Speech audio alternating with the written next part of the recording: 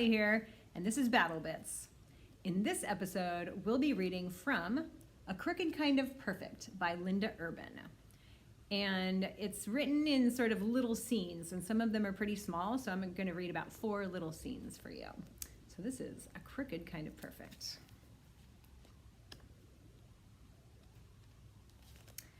How it was supposed to be. I was supposed to play the piano. The piano is a beautiful instrument, elegant, dignified. People wear ball gowns and tuxedos to hear the piano. With the piano, you could play Carnegie Hall. You could wear a tiara. You could come out on stage wearing gloves up to your elbows. You could pull them off, one finger at a time. Everybody is quiet when you are about to play the piano. They don't even breathe. They wait for the first notes. They wait. They wait.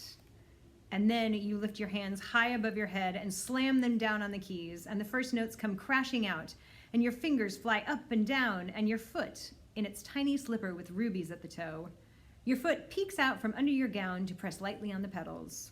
A piano is glamorous, sophisticated, worldly. It is a wonderful thing to play the piano. How it is. I play the organ, a wood-grained, vinyl-seated Wiesbag organ. The Perfectone D60. Vladimir Horowitz.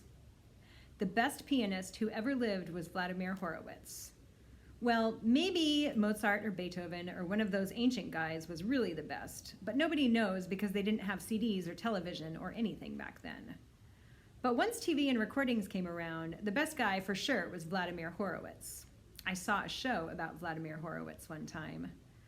I wanted to watch that old show on TV Land about the twins who are always switching names and clothes and playing tricks on their teachers and boyfriends.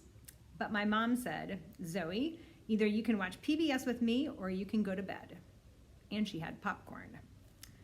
Vladimir Horowitz was born in Russia. His mom played piano. The show didn't say what his dad did. He was a prodigy, which means that even when he was a little kid, he could play like a grown-up. When he was 17, he gave his first professional concert, and when he came to America a few years later, he played Carnegie Hall. I'm 10, almost 11. That means I have 6 years to get good. I told my mom that I wanted to be a prodigy, that I wanted to play Carnegie Hall. I told her I wanted to play the piano. "Take it up with domestic affairs," she said. That's my mom's way of saying, talk to your dad. The controller. My mom is a controller for the state of Michigan.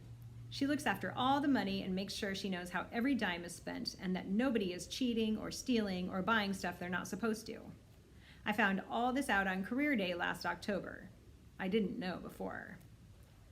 On Career Day, the other moms and dads were things that kids had heard of, like Mr. Nunzio, who is a baker and who brought us all little chocolate cupcakes with Nunzio's buns written in pink frosting. Or Joella's mom, Miss Tinstella, who is a host of a radio program on WPOP. She had her microphone and pretended she was doing her program while she was talking to us, putting in commercials and introducing songs and taking requests. And then she gave us red and purple WPOP bumper stickers. For weeks afterward, all the cool kids' parents had WPOP bumper stickers on their cars. But we didn't because my mom says bumper stickers fade and peel, and then your car has a big gummy rectangle that attracts dirt, and anyway is just a big advertisement for WPOP. And they're going to have to pay us if we want to advertise for their noisy excuse for a radio station. When Mrs. Trimble introduced my mom, and Mom started talking about being a controller and fiscal responsibility and keeping your ducks in a row, most of the kids looked really bored. Even Mrs. Trimble looked like she was going to need to head to the teacher's lounge, which is where she goes when she has had it and desperately needs a cup of coffee and a Tylenol. But then my mom started walking down each row and asking each kid's name, and she'd say, "Lily, nice to meet you, Lily. Here's a quarter." "Buckley, interesting name, Buckley. Here is a nickel."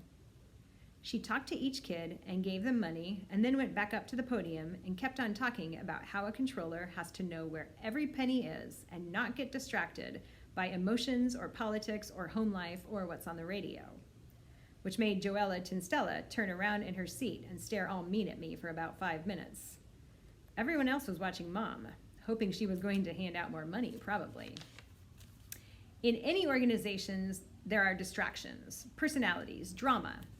It's a controller's job to ignore these distractions and focus exclusively on the money, said my mom. Then, with her eyes closed so we wouldn't think she was cheating, my mom said, Lily, quarter.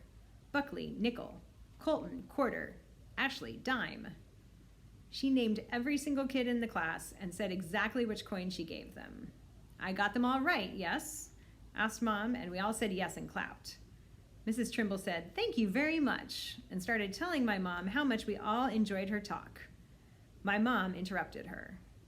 "Before I go," Mom started, and my stomach started aching, and my hands started sweating, and I knew that every kid in my class was about to hate me.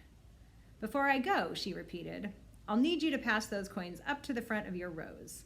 Every penny counts. That's fiscal responsibility." Mrs. Trimble made us all pass our coins up, and Mom counted them at the end of each row. And when one quarter was missing in row 3, she said, "Wheeler, my quarter." Wheeler Diggs pretended that he had already passed it up to the front, and then faked like Sally Marvin dropped it on the floor, and he had to crawl around under his desk before he handed it over. Later, after music class, Wheeler Diggs stopped me in the hall and looked all mean at me, and I thought he was going to punch me in the stomach, and I threw up, and I missed my bus, and my mom had to come back to school and take me home. And that is from A Crooked Kind of Perfect by Linda Urban. All right, I will see you next time. Bye.